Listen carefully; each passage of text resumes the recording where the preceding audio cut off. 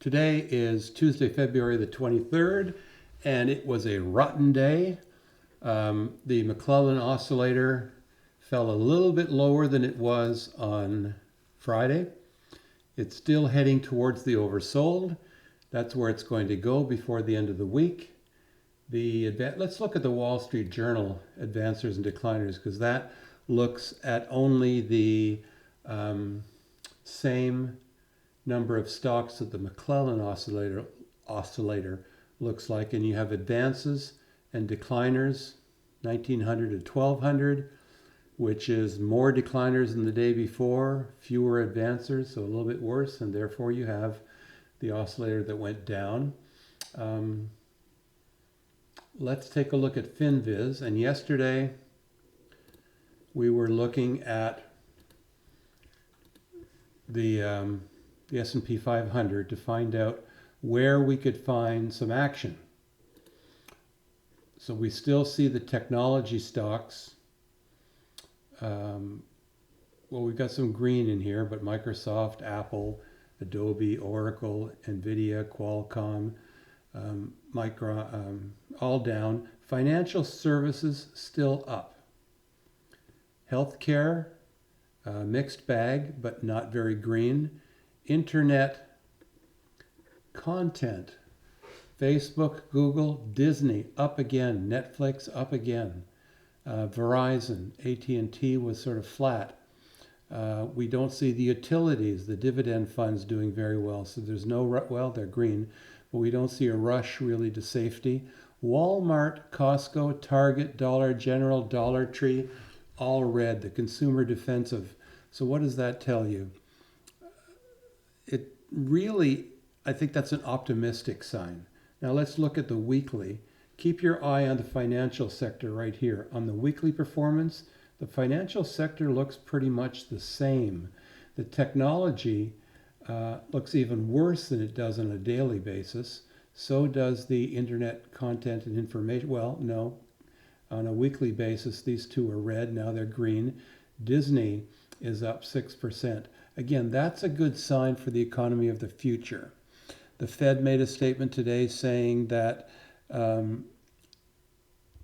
things are not as bad as they seem, but also alluding to the fact that we still need to have that fiscal stimulus, which, of course, the Republicans are against.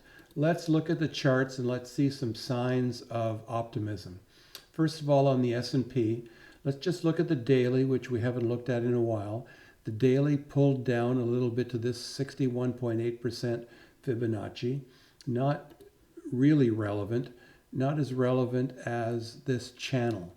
We saw the big drop at the open, didn't quite hit the 50-day EMA. That's a 50-day EMA and SMA are the same here. Remember, this is a daily because Motive Wave lets me change the time period to be independent of what the chart time period is. This is a daily. We had this big pullback, and then we just powered our way back up into the close, and then in the last half hour pulled back a little bit. The volatility index, believe it or not, actually decreased. Another mixed signal. Apple was looking like it was going to have a pretty miserable day. This is the 1 hour again. Looks very much like the S&P, where it fell out of the 1 hour Bollinger Bands. Now it's back up again. On a daily basis, we are really, let's move this up a bit, we are really outside of the Bollinger Bands, and we tried to nip back in, and we did, which means that tomorrow is unlikely to be another day outside of the Bollinger Bands. But the Bollinger Bands are moving down. So if this were to move sideways, it would still accomplish the same by now being within the Bollinger Bands, but we didn't see much of a change. But look at where it finished up. Heck of a lot higher than it did the worst part of the day. Square. This is Square's after hours. Right, where do we have after hours? Do we have an after hours here? This is regular trading hours. Let's go in to show extended data. And let's take a 5-minute look here. And you can see this is where the market closed, where Square dropped, moved up, dropped, was all over the place, came up to S2 in the Woody's pivots, down to S4, but that was after hours. Big drop, and that was because of their earnings and because they announced that they made this big acquisition of another 3,700 Bitcoins to add to the 4,200 Bitcoins that they had before, basically following Tesla. Now remember, they say Tesla basically is now a Bitcoin company. They're no longer a car manufacturer. They're going to move with the price of Bitcoin. I think that's got to be a huge mistake on the part of Tesla and Elon Musk. But look at this right here, 7:56 to 8 p.m. We had a move up from 241 up to 256. So tomorrow's opening is really going to be interesting. NIO didn't do too badly. Big drop at the beginning, recovered. There's a positive sign. Plug, this is the daily, where the daily nip back. Look at that. Close this gap. Picture perfect close to a gap. When we get these pullbacks and they fill a gap and then recover, very positive sign. QS. Remember this stock that we said, wow, this is a stock to buy if it moves up? Well, it didn't cross the 67.07 like we wanted it to. In fact, it pulled back. Keep an eye on it because it's still suffering the doldrums of the other EV stocks. Tesla got downgraded, and that went to all of the EV stocks. So GS may be a very good buy, but you now want to set you still want to keep your alert at 67.07, and you really don't want to step in before then. Home Depot, very surprised here. Big move down on the hourly, but then a recovery like so many other stocks. I would have thought that Home Depot would have been, a really good stock to look forward to when the $1,400 comes into people's pockets. Maybe they're going to go and do a little bit of work on their house. There's a lot of confusion about how people are going to spend the $1,400. Some people might spend rent. But if this is going to couples that have a joint income of $150,000, I got to think that some of that money is going to go to Home Depot and Lowe's and those kind of companies. Apple. The banks had another bang-up day. U.S. Bank is now 51.61. When we talked about those sectors that are performing really well, let's go back to that.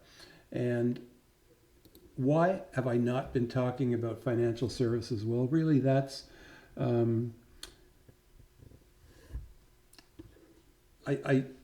that's not good for me. I really should have told you that the reason I don't invest in financial services stocks, and they're very attractive, the dividend is great. The opportunity has been good for them now. They're starting to show what they're made of and what the potential is in a good economy. With rising interest rates, banks will do well. Thing is, when I moved from Canada 20 years ago, the financial advisor I had there put a lot of the money that I left him on the sale of my house into financial and oil and gas. Canada's a big oil and gas company. But he bought Royal Bank, Bank of Montreal, Bank of Nova Scotia, TD TD Bank. And I also am married to somebody who has some U.S. bank stock. So we're sort of maxed out in terms of banks. And that's why I'm not a swing trader on banks. But they are good stocks. If anybody wants to take a look at banks and bank opportunities, just make a note in the comments. But they're not something that I have looked at with my portfolio that I have to trade here down in the States, where I'm now a full-time resident. I'm an American citizen. So let's take a look at some of the new stocks, any that we want to really look at here. DDD, that is indicative of the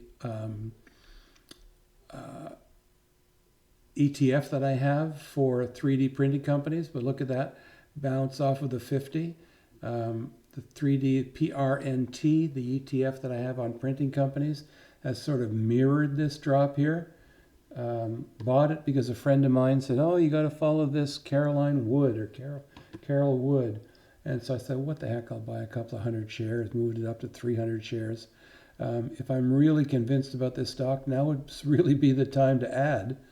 I'm just not as convinced. I got into it because a friend suggested I do it, and that's not really a good reason. I'm sorry, I'm 10 minutes into this video. It's too much already. I've lost 90% of the audience. The S&P had this strong pull up tomorrow because the McClellan oscillator did this pullback. There's a possibility of a little bounce tomorrow, but tomorrow is Wednesday. Before the end of the week, we are going to touch the oversold line, so we might be up a little bit tomorrow, but that's not the end of the pain. The nice thing is that the volatility index is not screaming pain. The last thing I wanted to talk to you, if you're still listening, Caterpillar and Deere. Caterpillar is in that sector that looked investable and certainly had no problem the last 3 days. When the market's been down the last 2 days, Caterpillar has exceeded the market, and that shows on the RSI bars as well. But look at Deere. Deere hasn't had a hiccup since the end of the COVID pullback. If we look at this COVID pullback here, look at what Deere has managed to do. Just move up powerfully. It would be great to see Deere do a pullback to the 50, and that would be giving people an opportunity to buy into this, hopefully, possibly before any stimulus comes in. Thank you. We'll talk to you tomorrow.